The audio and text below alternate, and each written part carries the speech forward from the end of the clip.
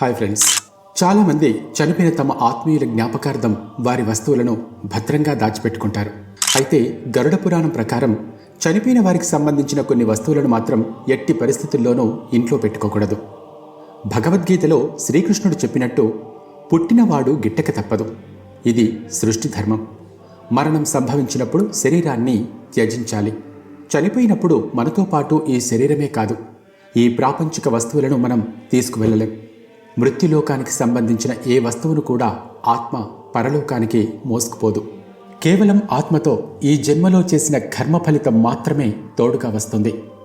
ఒకవేళ ఎవరైనా తన జీవితకాలంలో ఎన్నో పుణ్యకార్యాలు చేసినట్లయితే వాళ్ళు సుఖంగా చనిపోతారు. పాపాత్ములు నరకయాతన అనుభవించి చనిపోతారు.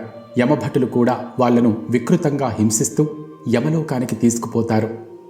నరకానికి ప్రయాణమైన ఆత్మ ఎంతో దుఃఖిస్తూ ఉంటుంది. నిర్దాక్షిణ్యంగా యమభటులు మాత్రం ఆ ఆత్మను శిక్షిస్తూ బలవంతంగా యమపురికి పట్టుకుపోతారు. భూమి మీద మరణం ఒక్కటే శాశ్వతం. ఈ లోకంలో పుట్టినవాళ్లు ఏదో ఒకరోజు చనిపోవలసిందే. ఈ భూలోకంలో తన జీవనయానం ముగించుకొని భౌతిక దేహాన్ని విడిచిపెట్టాల్సిందే.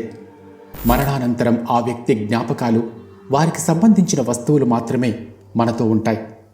భూమిపై జీవించి ఉన్నప్పుడు అందరూ మంచి జీవితాన్ని గడపడానికి అవసరమైన వస్తువులను కొనుగోలు చేస్తారు.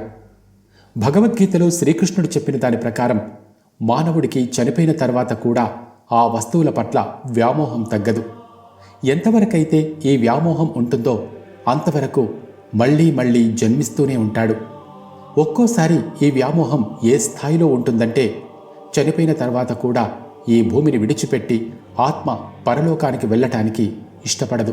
ముఖ్యంగా ఎవరికైతే అకాల మరణం సంభవిస్తుందో వాళ్ళు ప్రేతాత్మలుగా మారిపోతారు. ఇలా ప్రేతాత్మలుగా మారిపోయిన వాళ్ళు తమ సొంత బంధువులకే దుఃఖాన్ని కలిగిస్తారు. తీరని కోరికలతో రగిలిపోతూ వాళ్ళు ఈ భూమి మీదే తిరుగుతూ ఉంటారు.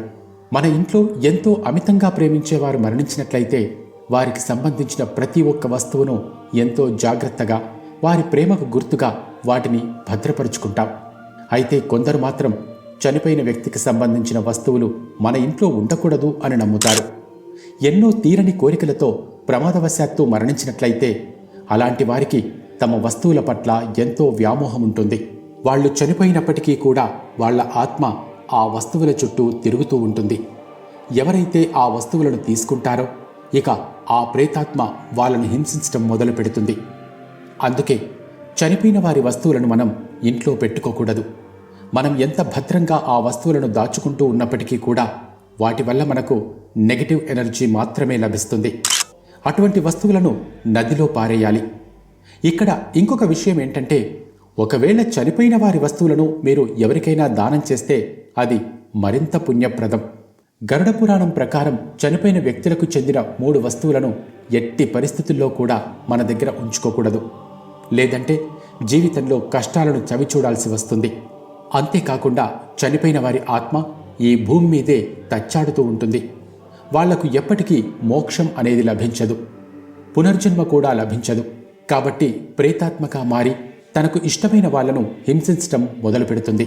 ముందుగా మనం చనిపోయిన వారి ఫోటోలను ఎక్కడ పెట్టాలో తెలుసుకుందాం. మన ఆత్మీయులు చనిపోయినప్పుడు వారి ఫోటోలను మనం ఇంట్లో గోడలకు వేలాడదీస్తూ ప్రతిరోజు వాళ్ళను తలుచుకుంటూ ఉంటాం. ఇలా పెద్దల ఫోటోలను ఇంట్లో పెట్టుకోవటం మంచిదే. అయితే ఆ ఫోటోలలో వాళ్ళు ఎంతో ఆనందంగా, ఉత్సాహంగా ఉన్నట్టు కనిపించాలే కానీ వాళ్ళు కోపంలో ఉన్నట్టు లేదా ఏదైనా రోగంతో బాధపడుతూ ఉన్నప్పుడు తీసిన ఫోటోలు మనం ఇంట్లో పెట్టుకోకూడదు. మనం ఎప్పుడు వాళ్ళ ఫోటోల వైపు చూసినా సరే మనకు ఒక పాజిటివ్ ఫీలింగ్ అనేది ఆ ఫోటోల నుండి కలగాలి. పెద్దల ఫోటోలు కోపంగా చూస్తున్నట్లు ఉన్నట్లయితే చిన్నపిల్లలు దడుచుకుంటారు. చనిపోయిన మన పెద్దలు దేవతలు కారు, అలాగని వాళ్ళు మనుషులు కూడా కారు. కాబట్టి వాళ్ల పట్ల గౌరవం కలిగి ఉండాలి. కోపం, ద్వేషం వంటి భావాలను మనసులో పెట్టుకుని చనిపోయిన వారిని తలుచుకోకూడదు. లేకపోతే ఆ పితృదేవతలకు మనశ్శాంతి లభించదు. అంతేకాకుండా కేవలం కొన్ని ప్రత్యేక దినాలలో తప్పించి ఎప్పుడు పడితే అప్పుడు పెద్దలకు పూజలు చేయకూడదు. ఎందుకంటే సాధారణ రోజుల్లో ఇంట్లోకి ప్రవేశించే ఆత్మలు ఖచ్చితంగా ప్రేతాత్మలే. దానివల్ల ఇంట్లో నెగిటివ్ ఎనర్జీ అనేది పెరిగిపోతుంది. వాస్తుశాస్త్రం ప్రకారం పూజ గదిలో ఎప్పటికీ కూడా చనిపోయిన మన పెద్దల ఫోటోలు పెట్టకూడదు. దీనివల్ల దేవుళ్లకు కోపం వస్తుంది. దీనికి తోడు లేనిపోని కష్టాలను ఎదుర్కోవలసి వస్తుంది. చనిపోయిన మన పెద్దలు కూడా చాలా దుఃఖిస్తారు. ఎవరికైతే అకాల మృత్యువు ప్రాప్తించిందో వాళ్ళు ప్రేతాత్మలుగా మారిపోతారు.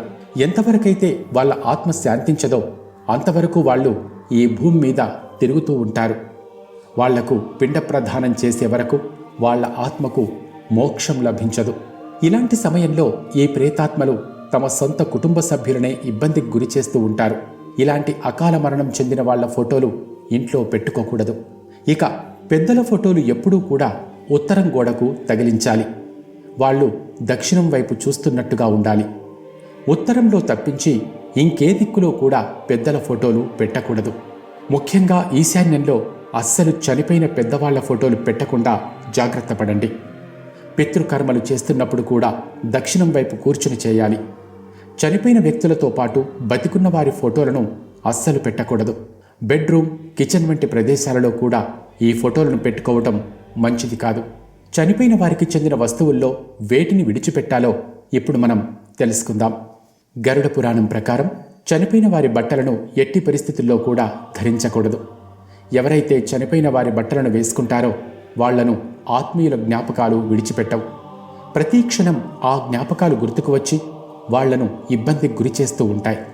దానివల్ల మానసికంగా, శారీరకంగా కూడా ఆ వ్యక్తి దెబ్బతింటాడు.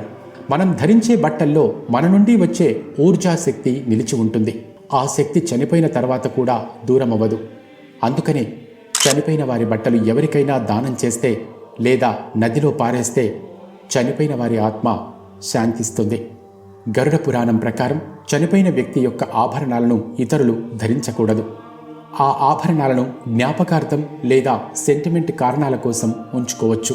వాటిని ధరించడం వల్ల మరణించిన వ్యక్తి ఆత్మను ఆకర్షించినట్లవుతుంది. మరణానికి ముందు వారి ఆభరణాలను మీకు బహుమతిగా ఇచ్చి ఉంటే వాటిని ధరించవచ్చు. అలాగే మరణించిన వ్యక్తి ఆభరణాలకు కొత్త ఆకృతిని ఇవ్వటం ద్వారా, అంటే వాటిని కరిగించి కొత్త డిజైన్లో మౌల్డ్ చేసిన తర్వాత కూడా ధరించవచ్చు. లేదా ఏదైనా గుడులకు దానంగా ఇవ్వచ్చు. ఇక చనిపోయిన వారి వస్తువులలో ఉంచుకోకూడని మూడవ వస్తువు వారు ఉపయోగించే చేతి వాచీలు.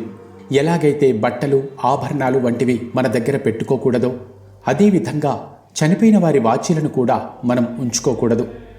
గరుడ పురాణంలో వాచీల గురించి చెప్పలేదు, కానీ మిగిలిన జ్యోతిష్య శాస్త్రాల్లో మాత్రం వేటి గురించి చెప్పారు. చనిపోయిన వారికి వారి వాచీలతో అనుబంధం ఏర్పడుతుంది. చనిపోయిన వారి వాచీలు వారికి జీవితాంతం సమయాన్ని నిర్దేశిస్తూ వస్తాయి కాబట్టి వాళ్ళు చనిపోయిన తర్వాత ఆ సమయం కూడా నశించిపోతుంది. అందుకనే చనిపోయిన వారి వాచీలను ఎప్పటికీ ధరించకూడదు. మరణించిన వ్యక్తికి సంబంధించిన ఇతర వస్తువులను జ్ఞాపకంగా ఉంచుకోవచ్చు లేదా ఎవరికైనా విరాళంగా ఇవ్వచ్చు. చనిపోయిన వారి వస్తువులను మన దగ్గర దాచిపెట్టుకోవటం వల్ల కూడా పితృదోషానికి కారణం కావచ్చు. మరణించిన వ్యక్తి వాడిన దువ్వెన, షేవింగ్ కిట్, వస్త్రధారణ వస్తువులు లేదా రోజువారీ వస్తువులు కూడా దానం చేయాలి లేదా నాశనం చేయాలి. మరణించిన వ్యక్తి పడుకున్న మంచం సైతం దానం చేయటం మంచిది. వీటితో పాటు చనిపోయిన వారి జాతకాన్ని ఇంట్లో ఉంచుకోకూడదు. దాన్ని ఆలయంలో ఉంచాలి లేదా పవిత్ర నదిలో పడేయాలని గ్రంథాలు చెబుతున్నాయి. ఇలా చేయటం వల్ల మరణించిన వారి ఆత్మకు విముక్తి లభిస్తుంది. ఈ వీడియో మీకు నచ్చిందనే ఆశిస్తున్నాం.